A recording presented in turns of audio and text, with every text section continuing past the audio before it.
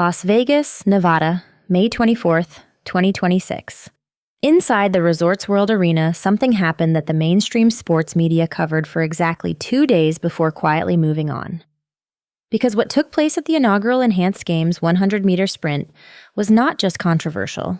It was, when you strip away the lights and the $50 million production budget and the billion-dollar valuation, one of the most structurally dishonest athletic competitions ever staged in the modern era. A race where doping was not hidden in a back room. A race where the drugs being taken by competitors were displayed on a giant screen mid-event for the live audience to read in real time. Testosterone, human growth hormone, EPO, listed like a menu while athletes stood on the track. And here's the part nobody wants to say out loud. The clean athlete won. In a competition specifically designed to prove that doping makes you faster, the drug-free competitor beat everyone who was chemically enhanced. And when it was over, the organizers looked the world in the eye and called it a success. If that does not raise every alarm bell in your body, stay with me, because we are just getting started. And here's where the words rigged stops being a metaphor. A legitimate competition operates on one foundational principle. Every competitor faces the same rules and the same conditions. What the Enhanced Games built was the precise opposite. Some athletes were chemically enhanced, some were completely clean.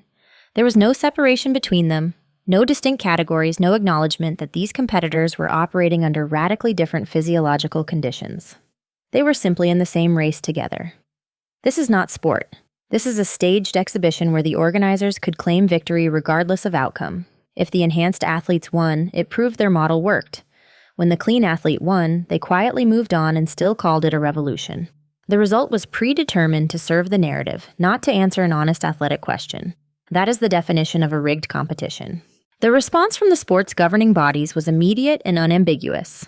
World Athletics and WADA condemned the Enhanced Games as dangerous and irresponsible, and refused to recognize any results or records produced at the event. World Aquatics went further, adopting a bylaw that would bar Enhanced Games participants from its competitions entirely.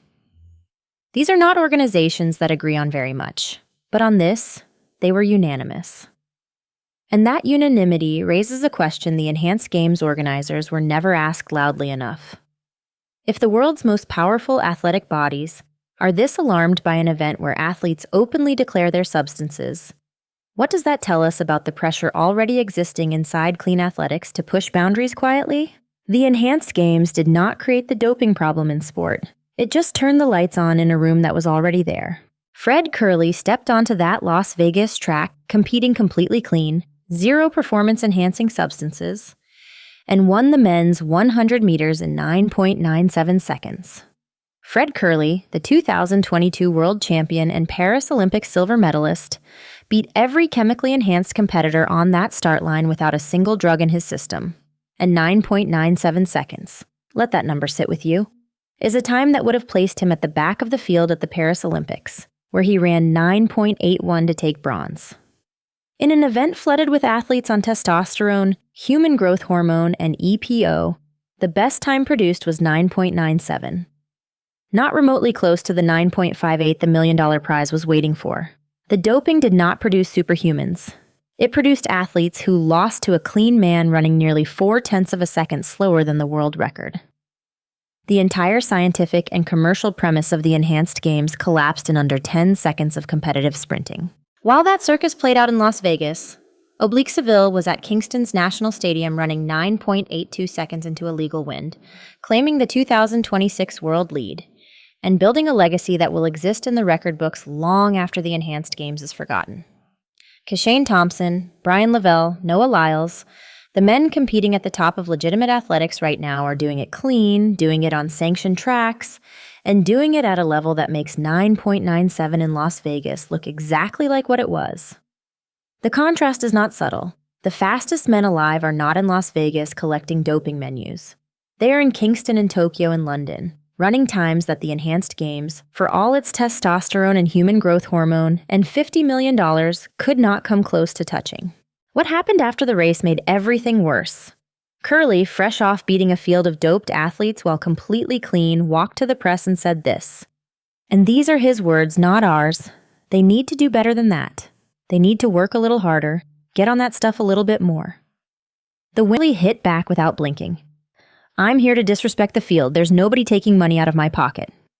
A $250,000 prize, a billion-dollar company, a giant screen listing everyone's drug intake. And it dissolved into a post-race argument that revealed exactly how hollow the entire production was underneath the spectacle. To understand why this race was rigged before a single athlete left the blocks, you need to understand who was behind it.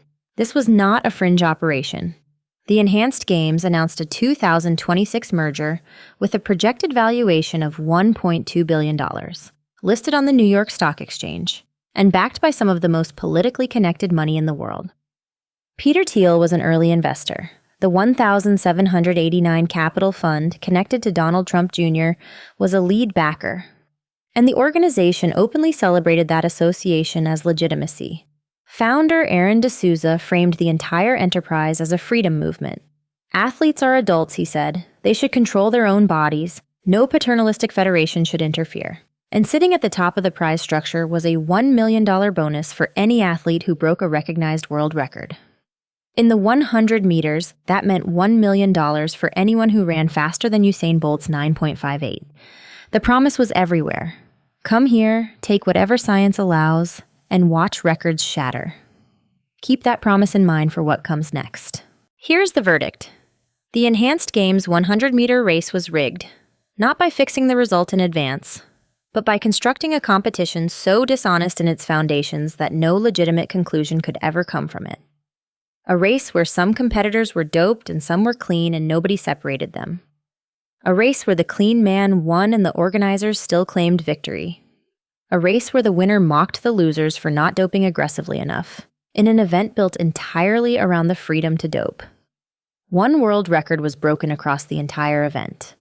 A swimming mark, beaten by a fraction of a second, by the same athlete who had already broken it at a private pilot event the year before. The Enhanced Games promised to redefine human limits. What it delivered was 9.97 seconds and a post-race argument. If you are a track and field fan, a Jamaica fan, someone who has watched Oblique Seville and Keishane Thompson and Noah Lyles push each other to the edge of what is humanly possible, you should be angry, because this event did not honor the sport. It tried to sell it.